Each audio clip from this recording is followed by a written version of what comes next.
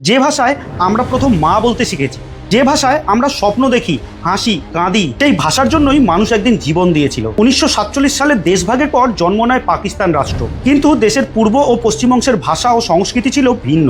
তবুও 1948 সালে ঘোষণা করা হয় উর্দুই হবে একমাত্র রাষ্ট্রীয় ভাষা। অথচ পূর্ব পাকিস্তানের অধিকাংশ মানুষ কথা বলতো বাংলায়। নিজের মাতৃভাষাকে অস্বীকার করার এই সিদ্ধান্তে ক্ষোভ ছড়িয়ে পড়ে সর্বত্র। ছাত্ররা রাস্তায় নামে, সাধারণ মানুষও যোগ দেয় আন্দোলনে।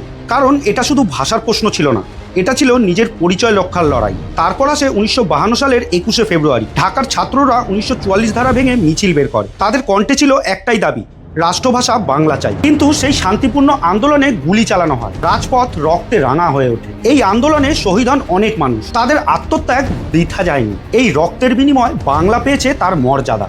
আজ 21শে ফেব্রুয়ারি শুধু একটা দিনই নয়, এটি গর্বের, আত্মত্যাগের, ভালোবাসার প্রতীক। এই দিন আমাদের মনে করিয়ে দেয়, ভাষা মানে শুধুমাত্র শব্দ নয়, ভাষা মানে আমাদের শিকড়, আমাদের আত্মপরিচয়। আসুন আমরা আমাদের মাতৃভাষাকে ভালোবাসি, সম্মান করি এবং কখনো ভুলে না যাই যে এই ভাষার জন্যই একদিন বহু মানুষ নিজের প্রাণ দিয়েছিলেন।